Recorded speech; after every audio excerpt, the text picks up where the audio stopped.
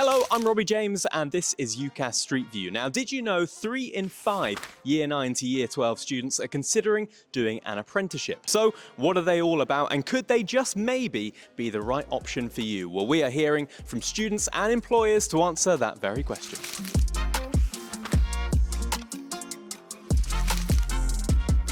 Joining us from the studio, we have a UCAS expert, an apprenticeship influencer, and an admissions expert. Right, Daisy, I want to take you right back to the start of your degree apprenticeship journey. When did it kind of come on the map that it was a possibility to do a degree apprenticeship? So I started researching different engineering apprenticeships, always knew I wanted to do engineering. Just thought I don't really want to be in the school environment anymore. I wanted to maybe just start a job where I was like learning but also getting paid as well. I'm much more of a practical learner. I don't necessarily like sitting down in lectures and just learning a bunch of content for a test and then not necessarily being able to practice what I've learned. Went to university and I was at a bit of a crossroads at university. I didn't know whether to carry on and finish my degree or leave, and I decided to leave. And then I looked into the Navy and saw an aircraft engineering apprenticeship. And how did you do the looking around process? Was that like careers, days, UCAS events, or online? What was it? Bit of everything really. Mainly doing a lot of independent research, looking online. I was looking at lots of different websites, company websites in the industry as well, because they post their apprenticeships on there. I went to my school for support. They helped me with my application, but there's also tons of support out there.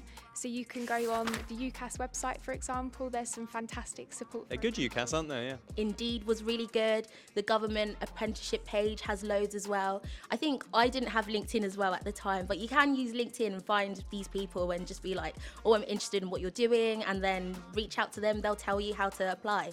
When I was applying for mine, even though I was pretty sure I didn't want to go to university, I went to a number of UCAS events as well, checked out what my other opportunities might be, what my other options were. And when you went to those job fairs, what kind of questions were you asking? Initially is how long would the apprenticeship last? What would the starting salary be? What qualifications would I gain from the apprenticeship as well? When you went through the application phase of applying for a degree apprenticeship, how was that and what was involved?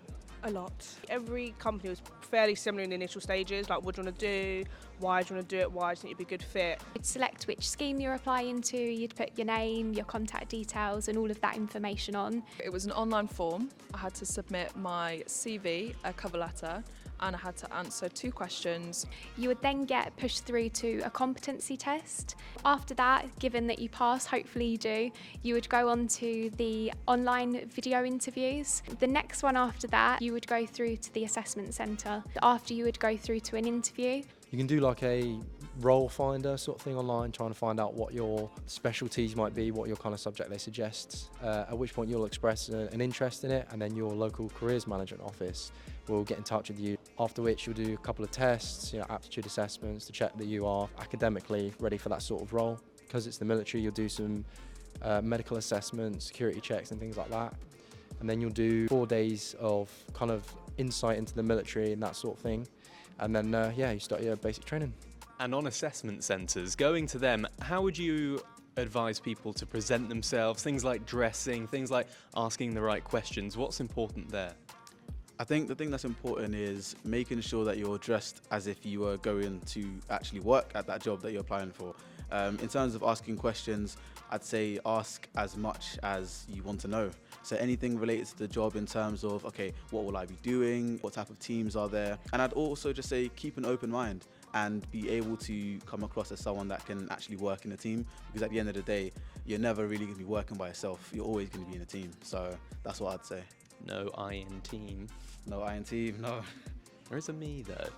Now, it's busy doing a degree apprenticeship. You've got to balance your work and your study life. How do you get on with doing that?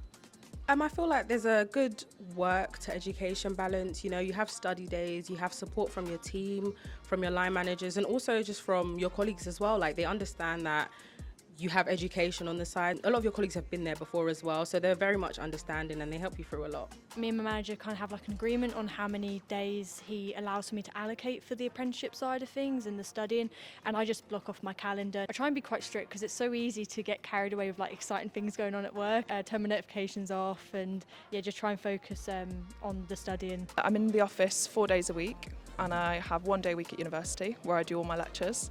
And outside of that, studying, I just do in my free time. Obviously, it is difficult. It's a challenge. That's the entire point of it. That's the reason, you know, it is set up that way, is to test you, to make sure you can do it. But you get a lot of support with it, and it is possible. Lots of people do it. Lots of people make it through. And your instructors and your kind of training staff that are with you, they work hard to make sure that you keep on check and make sure that you're progressing as you need to. And even though you're not a full-time employee, are you kind of treated the same as full-time employees in terms of you can get involved with, you know, company-wide projects, stuff like that? Yeah, 100%. I feel like the general consensus behind apprenticeships is that you'll be making tea and coffee for people, but you go straight into it, you know, like you're on huge projects, you're working with customers, like it's an amazing experience. It's quite intimidating and scary to begin with, but once you get into it, it's the best thing ever. So we've heard from those studying degree apprenticeships. Let's now hear what makes the perfect application from those who employ people to do degree apprenticeships. We could just ask the sheep, but probably pull the wool over our eyes. Now let's talk about the applications. What are the main skills you're looking for in an application? Because I imagine you get a lot of them. That's a tough question because I think it really depends on the role that you're applying for. Different roles and different apprenticeship schemes will require different skills. Although it is really important to think about what are your transferable skills and what will apply to different roles. What extracurricular activities have taken place, what organisations you've been. It's what makes you stand out from the hundreds of others that are going to apply for only those few roles. So what is it that makes you really great at being able to communicate with people? How do you express your ideas? How do you formulate your ideas? What work have you done within groups? What is it that makes you be that person that is better than your fellow colleagues? What we're not looking for is CVs or covering letters. And it's very much about that motivation of why that programme, why would that suit them, and what made them decide on that company that they want to work for. So a bit more long-term over short-term. Massively, yeah. It's a future career. That's the investment. And how involved do apprentices get in company-wide projects, things like that? Well, I think one of the best things about the apprenticeship programme, especially here at BT, is we don't really see too much difference between an apprentice or an everyday member of the team. What is the key things that people should know before they start to consider a degree apprenticeship? Yeah, I think it's looking at what you want to do, because you've got to remember, doing a degree apprenticeship, you're employed. Yes, it'll be funded, and yes, you'll have a salary, but you'll have a salary because you're employed to do a job. University life and the experience will be different to what you do with a degree apprenticeship. Degree apprenticeship is likely to be 40 hours, it's likely to be 5 days a week, and you'll likely have to be at work for a certain time and leave at a certain time. You will be relied upon as a team member. So there are some big differences there, and not everybody wants that at that stage.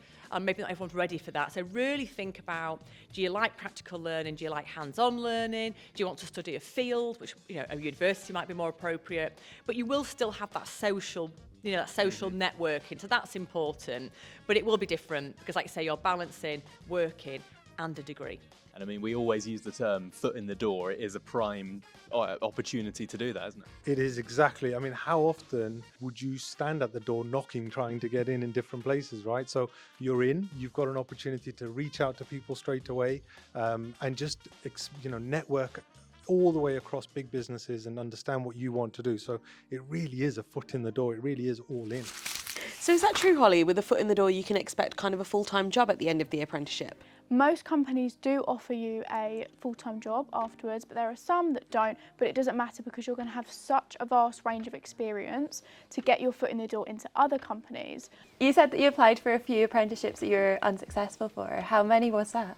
It was over 30. Oh my gosh, that's a lot. How did you find that? How did you manage to deal with that? At the beginning it was quite difficult facing the 30 rejections that I did. But actually, as time went on, I sort of had a mindset shift and I realised that what's meant for me won't pass me by. And actually, I had to go through those rejections to learn and to sustain the last opportunity that I had. Because if I did the Microsoft interview at the start, there was no way I would have got it and that opportunity would have passed me by. But the fact that I actually went through all those rejections, I was able to land that apprenticeship. So everything will work out. That's what I always say. Just keep going and remember that if it's right for you, it won't pass you by. When do applications open for apprenticeships? With a lot of the big corporate companies, the apprenticeship applications tend to open around the autumn time. and then they'll go right through to the following year until about spring, summertime. That's typically when the corporate companies tend to open, but actually apprenticeships are open all year round with the smaller companies or the SMEs, so there is plenty for you to look for all year round. And where can you look for these apprenticeship kind of opportunities? There are loads of websites. Obviously the UCAS Apprenticeship Search website now is obviously live, so definitely check out there, but also you can look on just Google searching, the government Find an Apprenticeship website, social media platforms. There's loads out there for you to look at. I think it's worthwhile saying as well, if you're unsure about doing an apprenticeship or going to university, you can search on UCAS and look at both of them at the same time. You can look at degree apprenticeships alongside university courses on the UCAS search tool as well. And something else that people ask me is, if you're applying for an apprenticeship and you've not got much work experience, what kind of things are good to include on your CV? One, try and get some if you can. And two, a lot of people think work experience has to be this paid thing where they've signed a full-time employment contract. It doesn't have to be that.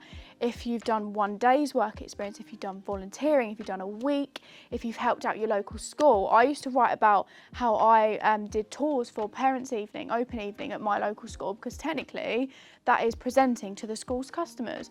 So it doesn't matter if it's unpaid, if it's not official, talk about it, write about it, and it can show the skills that you developed. And when you're applying for apprenticeships, did you apply for apprenticeships in different areas? Or? Yes, I did. So I applied across a range of different industries, as I said before, from retail to business to consulting. And then within that, I applied for loads of different roles and standards. So like project management, business management, digital marketing, there's so much out there. Wow, so actually a lot more roles than students will be thinking about. So you've often heard about things like engineering or those types of general apprenticeships, but actually there's so much more variety than there used to be. 100%. So Holly, what's something that you wish you thought about before you did your apprenticeship? Something that I wish I thought about before I did an apprenticeship is actually going to in-person events. There's a lot around university, obviously apprenticeships, other 18, 16 plus options, and I didn't really go to any events. I wish I'd gone, spoken to people, at employers, at UCAS, to really broaden my options and see what's actually open and out there and available to me, because otherwise I think it would have been much easier for me to get into what I wanted to do quicker, because I would have had that support network around me. I think it's important as well, if you've got a bit of an open mind when you go to these events, you're able to apply for apprenticeships and submit a UCAS application for universities at the same time. There's no problem with doing both. So if you've got an open mind, you're not sure what you want to do, then if you submit both applications, then you can see where it goes, and then you can see what actually you'd like to do, what offers you get, and then decide what you'd like to do in the future. And at lots of UCAS exhibitions now, there's also an apprenticeship zone as well as the university. So there is that kind of mixed options for students there. So don't forget, whatever it is you decide to do next, we've got you covered. Head to ucas.com to explore the options on the next step of your journey. Good luck.